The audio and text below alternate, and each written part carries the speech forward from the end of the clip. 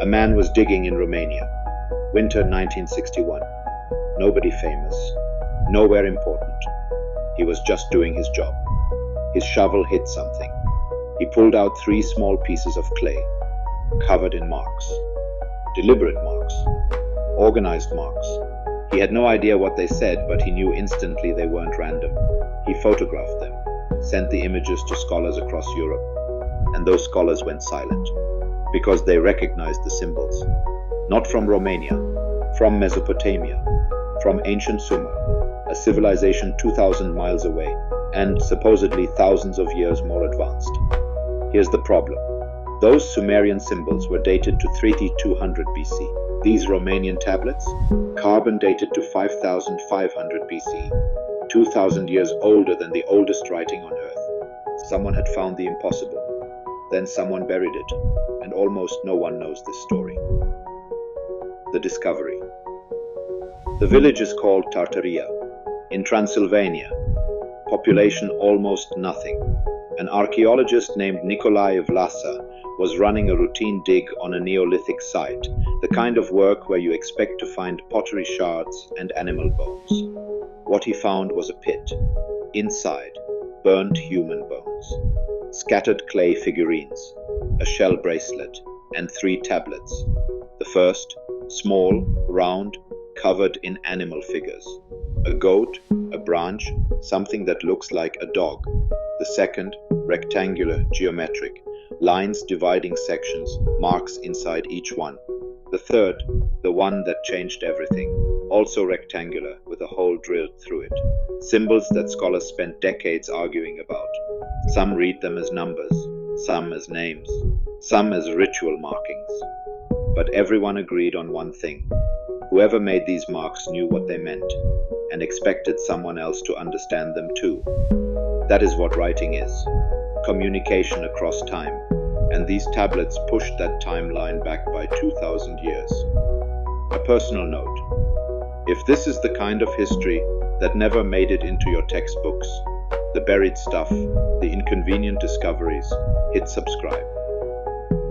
That's exactly what this channel is built for. It costs you nothing and it genuinely helps me make more of these.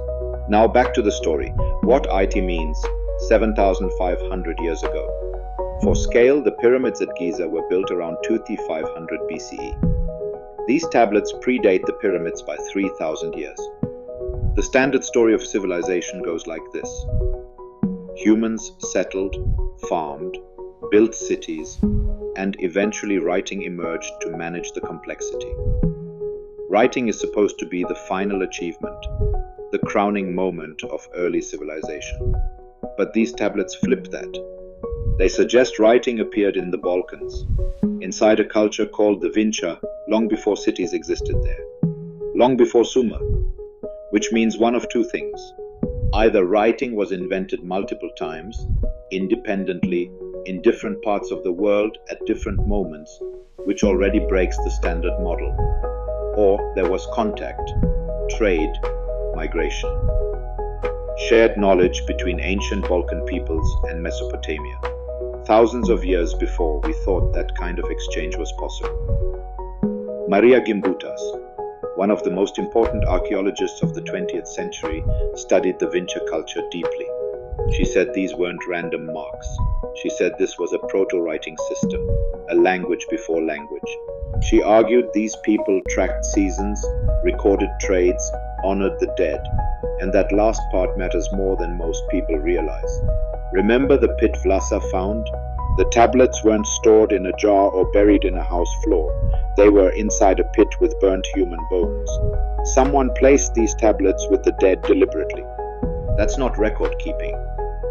That's ritual. That's a belief that words, written words, had power. Power enough to carry into death. Power worth preserving beneath the earth. These weren't primitive people scratching at clay.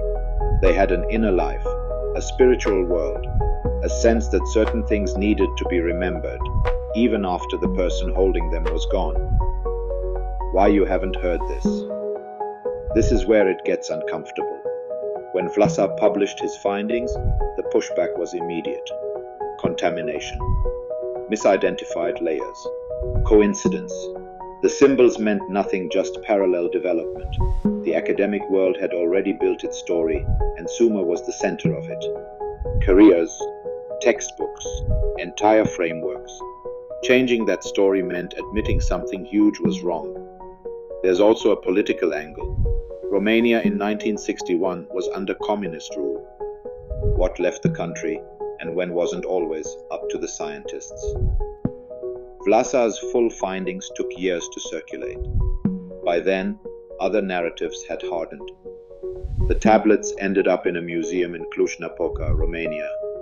Poorly catalogued, rarely displayed, not promoted. A discovery that should have been international front-page news sat quietly in a box. And then there's Gimbutas herself. She faced what many women in mid-20th century academia faced.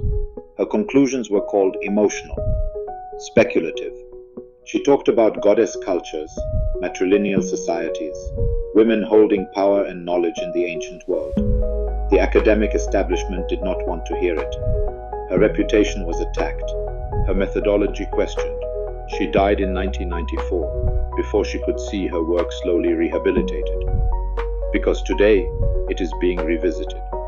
Computer pattern recognition is being applied to the Vinci symbols. Some researchers now believe it wasn't just a symbol set, it was a true writing system, a language.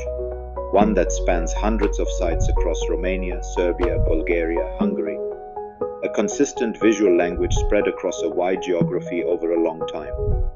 That is not contamination, that is a pattern, and patterns mean something. We just haven't decoded it yet.